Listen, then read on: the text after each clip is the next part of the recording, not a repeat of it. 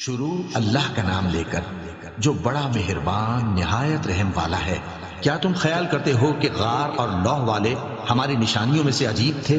جب وہ نوجوان غار میں جا رہے تو کہنے لگے کہ اے ہمارے پروردگار، ہم پر اپنے ہاں سے رحمت نازل فرما اور ہمارے کام میں درستی کے سامان مہیا کر۔ تو ہم نے غار میں کئی سال تک ان کے کانوں پر نیند کا پردہ ڈالے رکھا، یعنی ان کو سلائے رکھا۔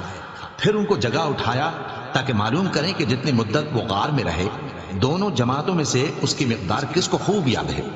ہم ان کے حالات تم سے صحیح صحیح بیان کرتے ہیں۔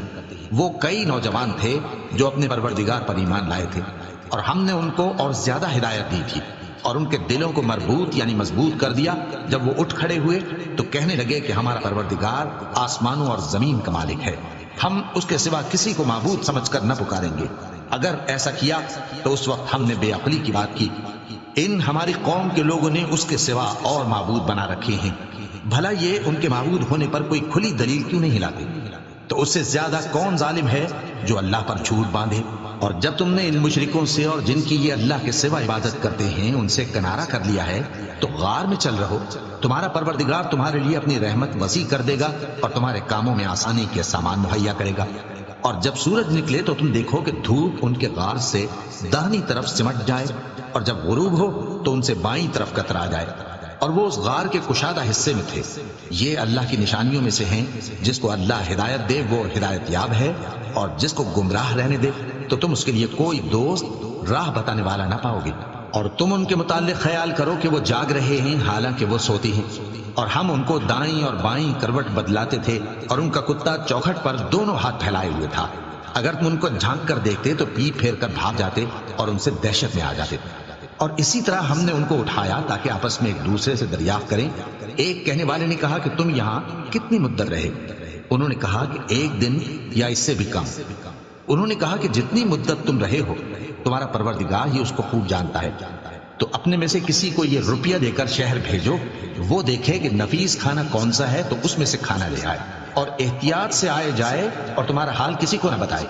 اگر وہ تم پر دسترس پا لیں گے تو تمہیں سنسار کر دیں گے یا پھر اپنے مذہب میں داخل کر لیں گے، اور اس وقت تم کبھی فلاح نہیں پاؤ گے۔ اور اسی طرح ہم نے لوگوں کو ان کے حال سے خبردار کر دیا تاکہ وہ جانیں کہ اللہ کا وعدہ سچا ہے، اور یہ کہ قیامت جس کا وعدہ کیا جاتا ہے اس میں کچھ شک نہیں۔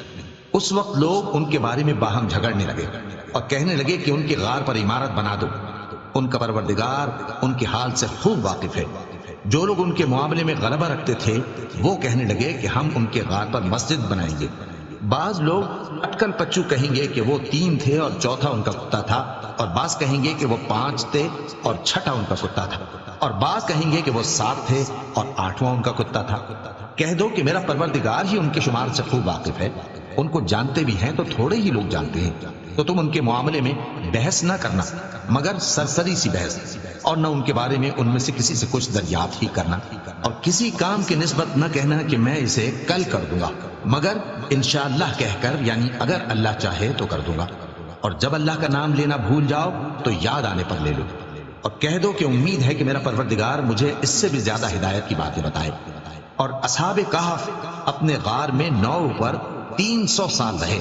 کہہ دو کہ جتنی مدت وہ رہے اسے اللہ ہی خوب جانتا ہے، اسی کو آسمانوں اور زمین کی پوشیدہ باتیں معلوم ہیں، وہ کیا خوب دیکھنے والا اور کیا خوب سننے والا ہے۔